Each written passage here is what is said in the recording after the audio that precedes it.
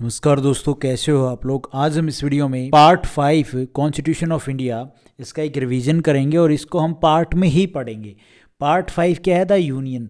Part 5 क्या है? The union. और इस पार्ट में कितने आर्टिकल हैं? आर्टिकल 52 से लेके आर्टिकल 151 तक। अब इन सारे आर्टिकल को एक ही वीडियो में कवर करेंगे एज ए रिवीजन, तो भाई बहुत बड़ी वीडियो बन जाएगी और बोर भी हो जाओगे इनको पढ़ के यार। सो हम एक काम करते हैं, इस द यूनियन को पार्ट में डिवाइड कर लेते हैं। इसमें कह सकते हो अलग अलग चैप्टर दे रखे हैं, president, vice president, council of minister, उस तरह से उनको ब्रेक करके हम पढ़ लेंगे। अब देखो क्या है द एग्जीक्यूटिव। इस पार्ट 5 में सबसे पहला है एग्जीक्यूटिव। एग्जीक्यूटिव पढ़ेंगे हम आर्टिकल 52 से लेके 78 तक। उसके बाद आप पढ़ोगे द प्रेसिडेंट और वाइस प्रेसिडेंट। तो ये आर्टिकल आते हैं भैया 52 से लेके हाँ ठीक है। पार्ट 5 द यूनियन को हम ब्रेक करके पढ़ेंगे, एक साथ पढ़ेंगे सारी आर्टिकल, तो वीडियो बहुत लंबी बन जाएगी। तो हम इसको ब्रेक कैसे करेंगे? द एग्जीक्यूटिव पार्ट में आते हैं द प्रेसिडेंट और वाइस प्रेसिडेंट और काउंसिल ऑफ मिनिस्टर और पीएम साहब। लेकिन हम इनको भी क्या है ब्रेक करके पढ़ेंगे। द प्रेसिडेंट और वाइस प्रेसिडेंट के आर्टिकल हम पढ़ेंगे 52 से लेके 73 तक। उसके बाद भाई काउंसिल ऑफ मिनिस्टर को पढ़ेंगे हम आर्टिकल 74 से लेके 75 तक। और उसके बाद attorney general of India article 76 और कंडक्ट ऑफ गवर्नमेंट बिजनेस ये आर्टिकल 77 से लेके 78 तक हम इसको पढ़ेंगे। ये आगे सारे जो टॉपिक हैं किसके? एग्जीक्यूटिव के आर्टिकल 52 से लेके आर्टिकल 78 तक। के बाद फिर हम आगे बढ़ेंगे नेक्स्ट वीडियो में पार्लियामेंट। द पार्ट 5 में ही यूनियन में ही हम क्या करेंगे, जो एग्जीक्यूटिव पढ़ने के बाद हम पढ़ेंगे पार्लियामेंट को आर्टिकल 79 से 122 तक। जिसमें अगर आप देखोगे तो कौन कौन से आर्टिकल हो जाएंगे, ये अपना जर्नल में आ जाएगा ये आर्टिकल, ऑफिसर ऑफ पार्लियामेंट में ये वाले आर्टिकल, कंडक्ट ऑफ बिजनेस में ये आर्टिकल, डिसक्वालिफिकेशन ऑफ मेंबर में आर्टिकल 101 से लेके 104, और power and privilege and immunities of parliament and its member, तो वो आर्टिकल आप देखोगे 105 से लेके 106। लेजिस्लेटिव प्रोसीजर वो 107 से लेके 111, और प्रोसीजर ऑफ फाइनेंशियल मैटर ये 112 से लेके 117। तो ये पार्लियामेंट के जो भी आर्टिकल रहेंगे 79 से 122 वो हम कवर करेंगे। प्रोसीजर जनरली तो ये आर्टिकल 118 से लेके 122। उसके बाद हम लेजिस्लेटिव पावर ऑफ प्रेसिडेंट की पावर देखेंगे। लेजिस्लेटिव पावर क्या है 123 में। और द यूनियन जुडिशरी को हम देखेंगे 124 से लेके 147 तक। और कंट्रोलर और ऑडिटर जनरल को ऑफ इंडिया को देखेंगे आर्टिकल 148 से लेके 151। तो इनको हम पार्ट में करेंगे, एक साथ करेंगे तो भैया बहुत बड़ी वीडियो बनेगी। एक काम करेंगे, जैसे पार्ट 5 डाल के द यूनियन जुडिशरी आर्टिकल में लिख दूंगा इतना, और उसको हम ऐसे कवर करते चलेंगे भाई, तो इजी रहेंगे। पार्ट काफ़ी बन जाएंगे ये मेरे ख्याल में। पार्ट 5 के ही ये पार्ट सब पार्ट बन जाएंगे कई, जब हम पार्ट इसको डिवाइड करके पढ़ेंगे तो रिवीजन की पर्पज़ से। बट कोई बात नहीं, मैं आपको एक एक आर्टिकल का एक बेसिक बातें बताऊंगा ताकि आप लोगों को एक अच्छा सा आइडिया हो जाए कि हाँ भाई ये चीज़ें इस तरह से इजी हैं याद करना।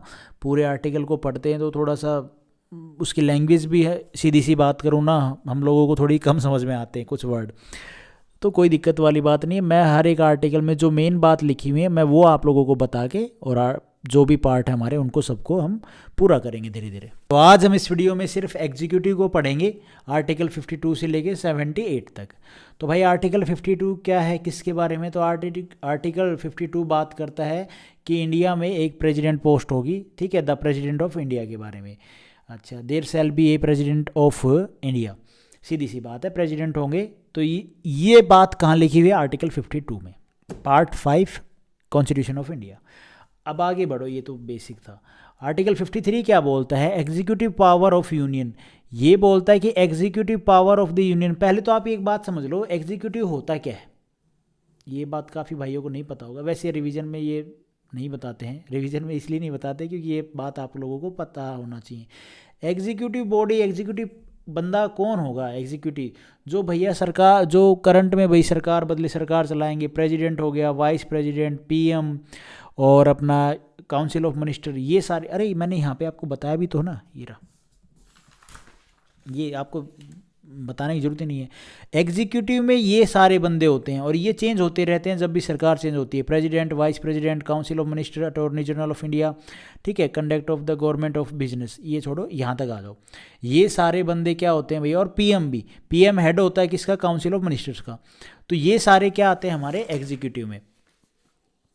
अब आगे देखो, executive power of the union क्या है। एग्जीक्यूटिव पावर का हेड होगा प्रेसिडेंट, ठीक है। एग्जीक्यूटिव जो पावर है ना, उनके जब जितनी भी पावर है होंगी एग्जीक्यूटिव, तो उन पावर को भैया एक्सरसाइज करने के लिए लास्ट जो साइन चाहिए वो किसका चाहिए, प्रेसिडेंट साहब का, और इनके द्वारा ही चलाया जाना चाहिए। लेकिन जो भी एग्जीक्यूटिव वर्क होगा, अब भाई पावर इनके पास है तो सीधी सी बात है काम होगा तभी पावर है। भाई पावर है तो इनको काम भी करना पड़ेगा, उस सारे काम को देखना पड़ेगा। लेकिन इतना काम खुद आपने देखा प्रेसिडेंट को करते हुए, नहीं। तो जो एग्जीक्यूटिव वर्क होगा ना, उस पे इनका साइन तो होगा, वो मैंने आपको बता दिया। जो भी काम होगा निकल के आएगा एग्जीक्यूटिव वर्क, उसके ऊपर इन फाइनल जो साइन होगा वो प्रेसिडेंट साहब का होगा।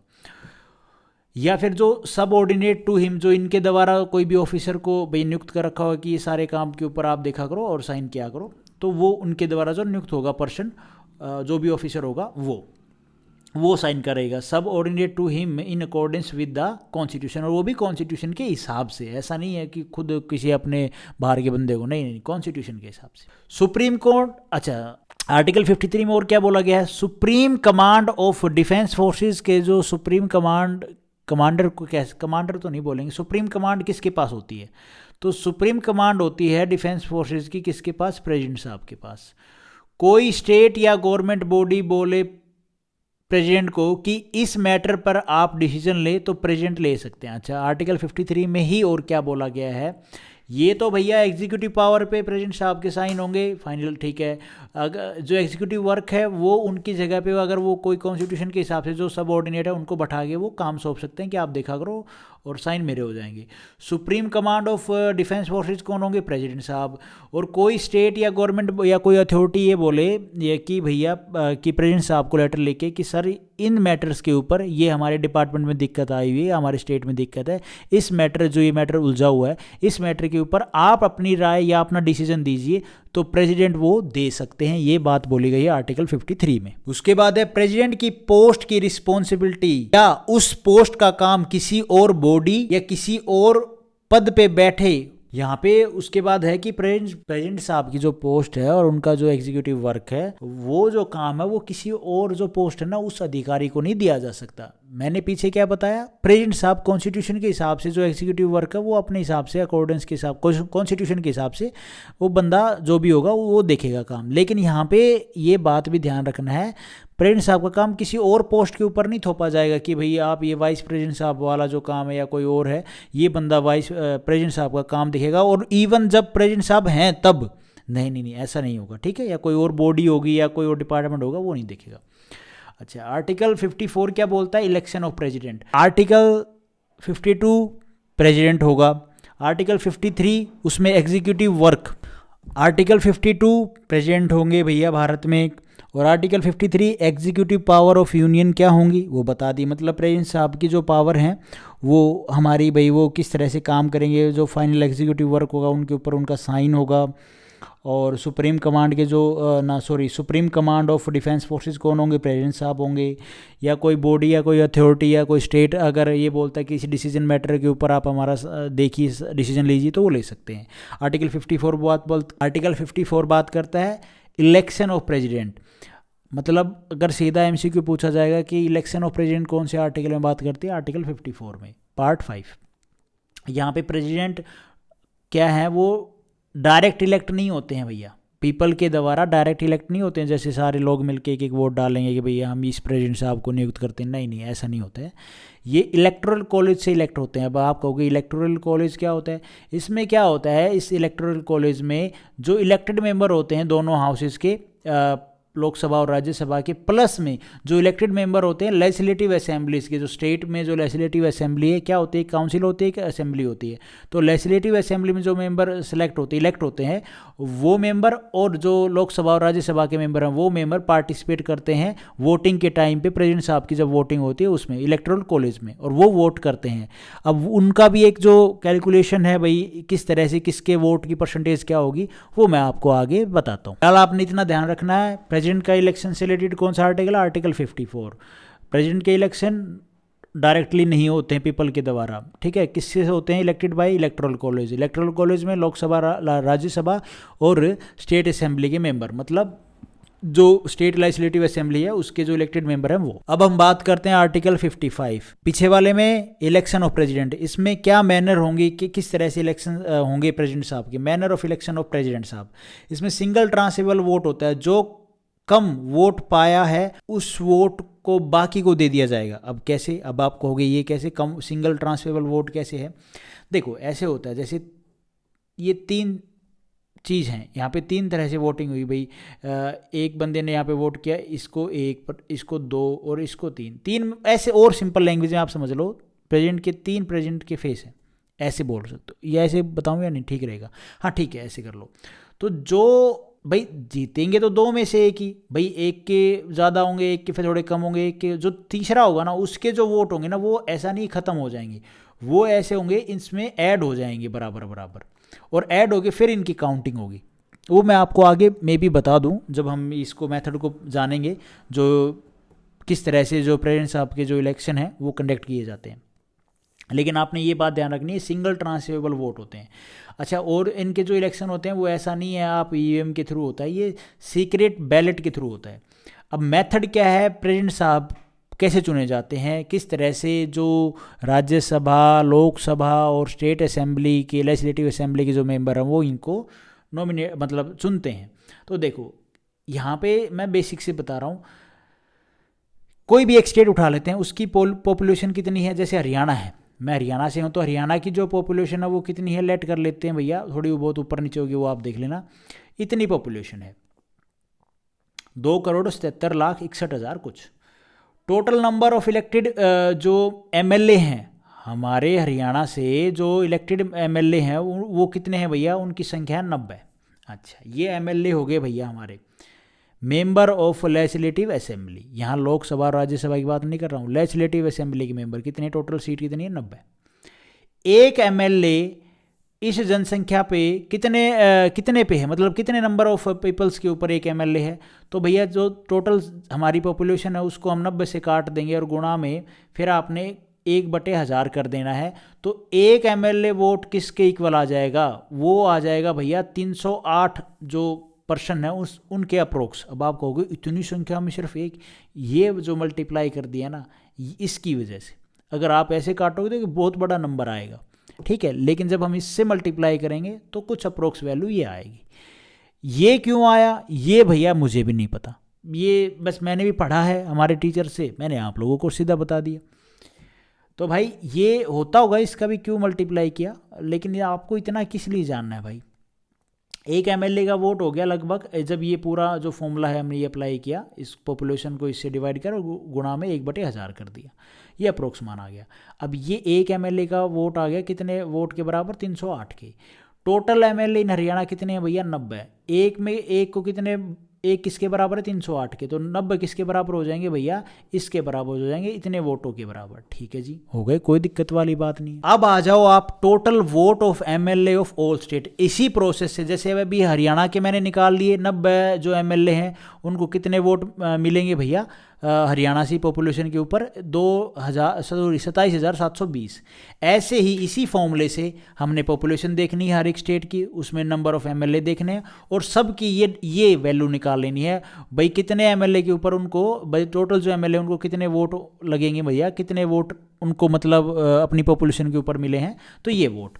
अच्छा, इस तरह से सबका निकालने के बाद जो total MLA of all state होंगे ना, उनका हम क्या करेंगे, टोटल एमएलए आ जाएंगे भैया पूरे कंट्री में जितने भी स्टेट हैं हमारे, पूरी कंट्री में जितने भी स्टेट हैं ना, उन स्टेट के टोटल एमएलए और उनका इस तरह से हम सम करके भैया उन सब का वोट निकाल लेंगे, सम हो जाएगा तो ठीक है। भाई अलग अलग निकालेंगे ना, हर एक स्टेट के हम ऐसे टोटल नंबर ऑफ एमएलए तो हमें पता होगा, हम उन टोटल नंबर ऑफ एमएलए को कितने वोट मिलेंगे पॉपुलेशन के हिसाब से वो निकाल लेंगे और उन सब का सम करके और एक साइड में टोटल नंबर ऑफ एमएलए का सम कर लेंगे। अच्छा जी, अब आओ एमपीज पे। ये तो हमने एमएलए टोटल, ठीक है, ऑल स्टेट के, ऑल स्टेट, और vote of MLA from all state, ये कर लिया हमने।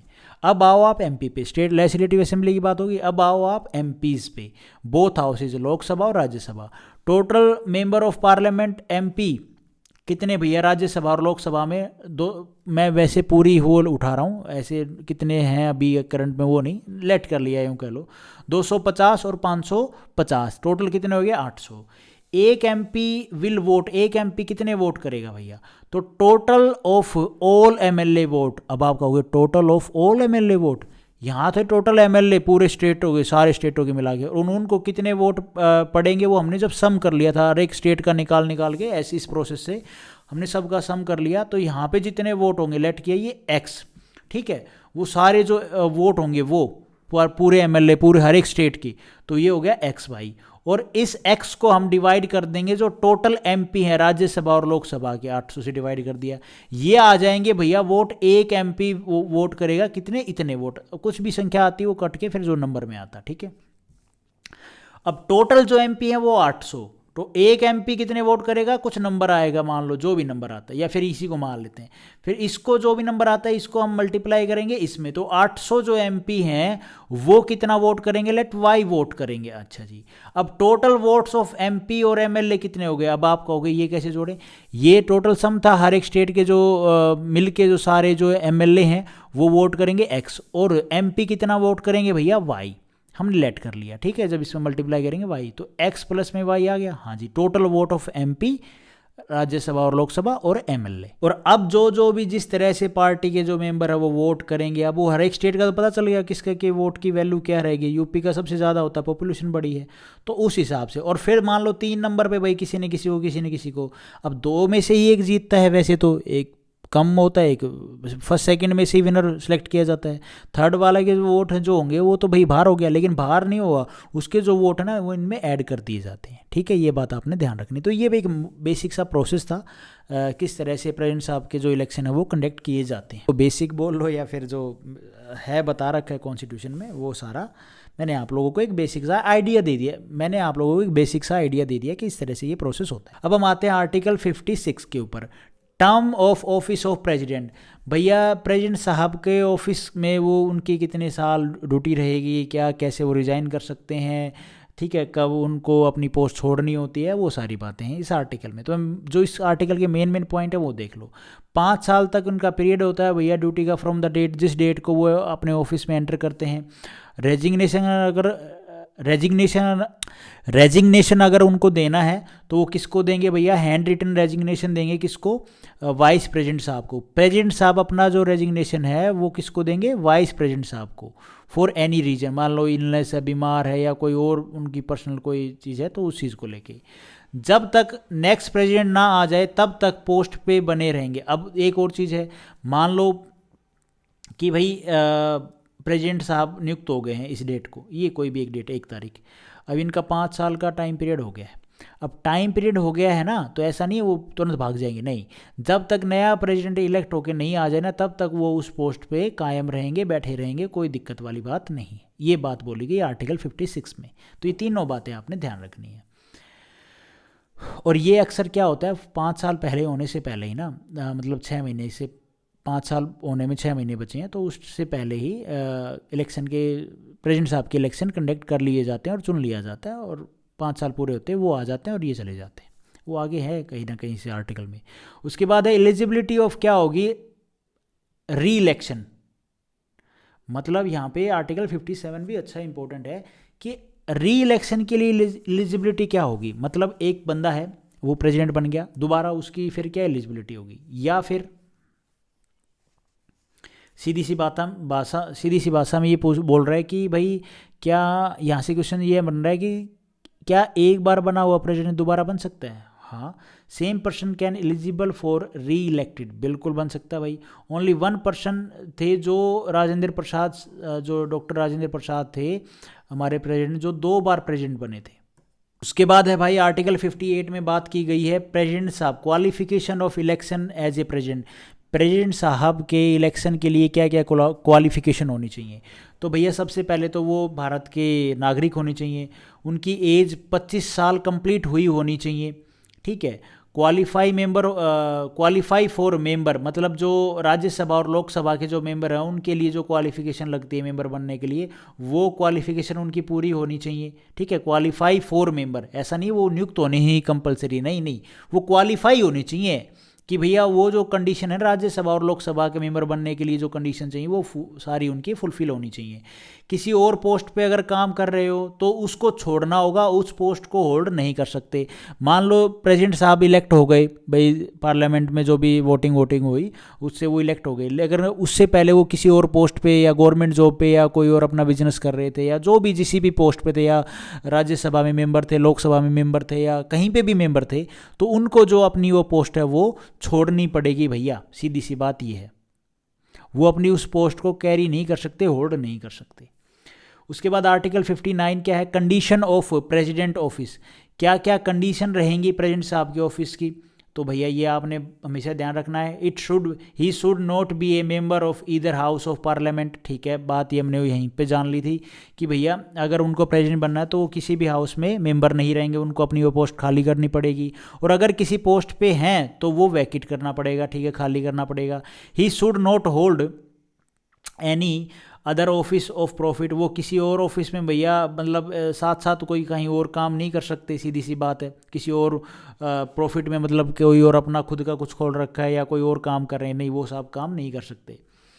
रेंट फ्री हाउस मिलेगा उनको। अच्छा, ये बेनिफिट कह लो भाई, जो प्रेसिडेंट साहब होंगे उनकी ऑफिस की कंडीशन क्या रहेंगी? उनको एक तो रेंट फ्री हाउस मिलेगा, नौकर चाकर सब फ्री मिलेगा, ठीक है। जो अलाउंसेज उनकी सर्विस के टाइम पे, मतलब जब वो नियुक्त हुए हैं एज ए प्रेसिडेंट, जो उस टाइम पे उनके सर्विस के जो रूल हैं, उनके अलाउंसेज या सैलरी या जो भी बेनिफिट हैं, तो जिस टाइम पे उन्होंने ज्वाइन किया उसके बाद वो जब रिटायरमेंट करेंगे ना, या फिर मान लो बीच में कोई और लो आ गया और चेंज कर दी प्रेसिडेंट साहब की सैलरी और अलाउंसेज में कुछ, तो बढ़ा सकते हैं, कम नहीं कर सकते हैं, ठीक है। तो वो उनके बने रहेंगे हमेशा, जो हैं वो तो रहेंगे ही, लेकिन ऐड हो सकता है, उसमें माइनस नहीं हो सकता कि भाई कम कर दिया उनका, तो वो कम नहीं होगा। जब भी उनके जो रूल थे ना सर्विस ज्वाइन की, तब वही रूल कायम रहेंगे, उनमें ऐड हो सकता है, उनमें कम नहीं हो। उसके बाद भाई आर्टिकल 60 ओथ और एफर्मेशन बाय द प्रेसिडेंट, भाई यहाँ पे उनको ओथ कौन दिलाएगा, उनको शपथ कौन दिलवाएगा? तो चीफ जस्टिस ऑफ इंडिया, अगर वो नहीं है तो सीनियर मोस्ट जज होंगे जो सुप्रीम कोर्ट के, वो दिलाएंगे उनको शपथ। और अगर यहाँ पे, ठीक है, ये तो हो गया था, इसके बाद और क्या? अगर सुप्रीम कोर्ट के जज तो सीनियर तो कोई ना कोई मिल ही जाएगा, ठीक है, वो उसमें। अच्छा, वाइस प्रेसिडेंट के केस में, ठीक है। अच्छा, फर्स्ट प्रेसिडेंट कौन थे? डॉक्टर राजेंद्र प्रसाद, जो 2 टाइम प्रेसिडेंट रहे। तो ये अच्छी चीज़ है, ये इस आर्टिकल 60 में जो बात बोलेगी ना, प्रेसिडेंट साहब को कौन दिलवाएंगे? Chief justice of India. और या अगर वो नहीं है, उनकी अनुपस्थिति में कौन? सीनियर मोस्ट जज होंगे सुप्रीम कोर्ट के, वो। उसके बाद आर्टिकल 61 क्या बोलता है? Procedure of impeachment of the president, क्या प्रोसीजर रहेगा प्रेसिडेंट साहब को हटाने का? भाई उनको अगर हटाना है तो किस प्रोसेस से वो गुजरेंगे, क्या प्रोसेस रहेगा उनको हटाने के लिए? जब प्रेसिडेंट कॉन्स्टिट्यूशन का वायोलेशन करें, अच्छा कंडीशन भी बता दी है भाई, इस तरह का अगर काम करते हैं तो उनको हटाया जा सकता है, उनके ऊपर इम्पीचमेंट लाया जा सकता है। अगर जो प्रेसिडेंट साहब हैं वो कॉन्स्टिट्यूशन का वायोलेशन करके काम करें या कॉन्स्टिट्यूशन से बाहर होकर काम करें, तो जब सरकार जो अपोजिशन है या तो वो क्या करती है भैया, इम्पीचमेंट स्टार्ट कर देती है। वो भी बताएंगे कौन सी सभा से, राज्यसभा लोकसभा। इम्पीचमेंट कौन ला सकता है? ईदर हाउस ऑफ पार्लियामेंट, दोनों में से, चाहे राज्यसभा लेके आओ चाहे लोकसभा लेके आओ, कोई भी इम्पीचमेंट प्रेसिडेंट साहब के खिलाफ ला सकता है। अच्छा, जो उनको हटाने के लिए भाई जो इम्पीचमेंट जो प्रोसेस लाया जाएगा, उससे पहले क्या है कि जो भी, चाहे राज्यसभा लेके आ रही हो चाहे लोकसभा लेके आ रही हो, जो भी लेके आ रहा है, वो 14 दिन का नोटिस भेजेगा, किसको? प्रेसिडेंट साहब को। और उसमें भी ये लिखेगा किस इंटेंशन से, मतलब क्या भाई रीजन क्या है, तो वो उनको बताना पड़ेगा। उनको किनको? जो भी इम्पीचमेंट का जो प्रोसेस जारी स्टार्ट कर रही है प्रेसिडेंट साहब के खिलाफ, जो उनको हटाना चाहती है, ठीक है। उस चाहे अपोजिशन हो, अपोजिशन ही करती हैं प्रेसिडेंट साहब हमेशा, जो फेवर में जो पार्टी होती है करंट में गवर्नमेंट में जो जीती हुई है वो उन्हीं का ही बंदा होता है, लेकिन उनको थोड़ी ना उठाए, अपोजिशन ही करती है सब। तो अपोजिशन क्या, मैं सीधा अपोजिशन ही ले रहा हूँ, अपोजिशन क्या 14 दिन का नोटिस भेजेगी और रीजन बताएगी उनको प्रेसिडेंट साहब को भेज के कि भैया इसलिए आपके ऊपर क्या है इम्पीचमेंट ला रहे हैं। उसके बाद और क्या करेगी भाई, नोटिस पे 1/4 मेंबर के साइन होने चाहिए। अच्छा, जो अपोजिशन में जो मेंबर बैठे हैं उनके भैया 1/4 मेंबर जो होंगे ना, उनके जो नोटिस जो भेजेंगे 14 दिन के लिए उसके ऊपर साइन होने चाहिए। और ऐसा रेजोल्यूशन पास होना चाहिए 2/3 of total member of house. अच्छा, अब यहाँ पे क्या इम्पीचमेंट के लिए भाई, अब जब ये इम्पीचमेंट लाया जाएगा तो जो रेजोल्यूशन होगा वो पास होना चाहिए जो टोटल मेंबर है ना उनमें 2/3 से, समझ रहे हो, 2/3 ऑफ मेंबर ऑफ जो हाउस होंगे उसमें उनसे पास होना चाहिए। जब वो रेजोल्यूशन पास माना जाएगा फिर वो आगे बढ़ेगा। किसी भी हाउस के द्वारा ये इम्पीचमेंट रेजोल्यूशन लाया जाता है जब president shall have right to appear and to be represented at such investigation. यहाँ पे ये बोला गया है अगर किसी हाउस के द्वारा इम्पीचमेंट का जो ये प्रोसेस रेजोल्यूशन लाया जाता है, ये जो प्रोसेस किया जाता है, तो उसमें प्रेसिडेंट साहब के पास राइट है कि वो अपीयर हो सकते हैं जब ये रेजोल्यूशन लाया जा रहा है। मान लो बहस तो होगी भाई, सीधी सी बात है, पार्लियामेंट में हाउस में बहस तो होगी, तो वहाँ पे प्रेसिडेंट साहब आ सकते हैं, वो अपीयर हो सकते हैं, ठीक है। और जो भी इन्वेस्टिगेशन होगी उसमें वो रिप्रेजेंट हो सकते हैं, ये सीधी सी बात बोली गई है। रेजोल्यूशन पास हो जाता है तो उस डेट पे प्रेसिडेंट को हटा दिया जाता है, सीधी सी बात है। अब किसी भाई के माइंड में ये तो नहीं रह गया कि किसी और हाउस से भी पास करवाना पड़ेगा। हाँ हाँ, दोनों हाउसों से तो पास होगा ही होगा फिर भाई, ऐसा थोड़ी ना है। उसके बाद है article 62, time of holding election to fill vacancy in office of president and the term of office of person elected to fill casual vacancy. अब यहाँ पे इस आर्टिकल में क्या है, सीधी सी बात है, अगर भैया प्रेसिडेंट साहब पोस्ट पे बैठे हैं, 5 साल उनके होने को हैं, तो 6 महीने पहले, 5 साल पूरे होने से पहले ही 6 महीने जो बचेंगे उसमें क्या है अंदर अंदर इलेक्शन हो जाएगा नेक्स्ट प्रेसिडेंट साहब का, वो ज़रूरी है। और टर्म पूरी होने वाली है तो न्यू प्रेसिडेंट के चुनाव करवा लिए जाएंगे, ये दोनों बात वही होगी, सेम ही होगी, ठीक है। बस इसमें और कुछ नहीं था, आर्टिकल 62 में इतना ही था कि भाई सीट खाली नहीं रहेगी। ऐसा नहीं है कि 5 साल पूरे करके फिर इलेक्शन होगा, नहीं नहीं नहीं, सीट खाली नहीं रहेगी, सीट पहले ही भर ली जाएगी, 6 महीने पहले इलेक्शन करवा के जो नेक्स्ट प्रेसिडेंट होंगे उनको चुन लिया जाएगा। उसके बाद ये कुछ एमसीक्यू हैं इसी चैप्टर पे ही, फटाफट देख लो भाई। Constitutional head of Indian government कौन होंगे? President. Who organise election process of president? Election commission. Electoral college में कौन होंगे? राज्यसभा, लोकसभा, जो इलेक्ट्रल कॉलेज होगा, जो प्रेसिडेंट साहब के इलेक्शन होंगे तो उसमें इलेक्ट्रल कॉलेज से जो उनकी वोटिंग होगी तो उसमें कौन कौन होंगे? राज्यसभा, लोकसभा के मेंबर और स्टेट असेंबली के मेंबर।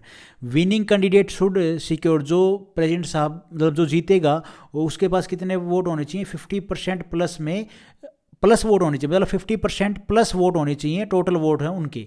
ओथ ऑफ प्रेसिडेंट कौन से आर्टिकल में बात की गई है? आर्टिकल 60 में। हु एडमिनिस्टर ऑफ ओथ, उनको ओथ कौन दिलवाएगा प्रेसिडेंट साहब को? CGI. President of India can be remove from his office by parliament, के द्वारा उनको हटाया जा सकता है इम्पीचमेंट प्रोसेस। एज कितनी होनी चाहिए प्रेसिडेंट बनने के लिए? 35 साल कंप्लीट। रिटायरमेंट एज कितनी? No limit. सैलरी ये वैसे है 1.5 लाख रुपए, लेकिन अलाउंसेज मिला के इनकी बहुत सैलरी होती है भाई, 2.5 से भी ऊपर जाती है, और अभी बढ़ गई हो तो सैलरी में मुझे कुछ पता नहीं। रेजिग्नेशन किसको देंगे अगर देना है तो? वाइस प्रेसिडेंट साहब को। Vacancy of president shall be filled with in 6 महीने में, अगर वैकेंसी खाली होगी तो भरी जाएगी। Supreme commander of defence forces कौन है? प्रेसिडेंट साहब। नॉन पॉलिटिकल जो प्रेसिडेंट हैं ऑफ इंडिया वो कौन थे? वो थे APJ अब्दुल कलाम। प्रेसिडेंट साहब किस किस को ओथ दिलवाएंगे, क्या बताना आप ज़रा। अच्छा ये बताओ भैया, किस किस की अपॉइंटमेंट, मतलब किस किस को प्रेसिडेंट साहब अपॉइंट कर सकते हैं, ओथ दिलवा सकते हैं? क्या स्पीकर ऑफ लोकसभा को? बिल्कुल नहीं। CGI को? हाँ जी बिल्कुल। डिफेंस फोर्सेस में अगर हम आएँ तो चीफ ऑफ एयर फोर्स? बिल्कुल। और आर्मी चीफ को? बिल्कुल। तो ये बातें आपने हमेशा टिप्स पे रखनी है। Thank you so much guys. Video आपको ठीक लगी तो लाइक करना, चैनल पे नए हो तो सब्सक्राइब करना।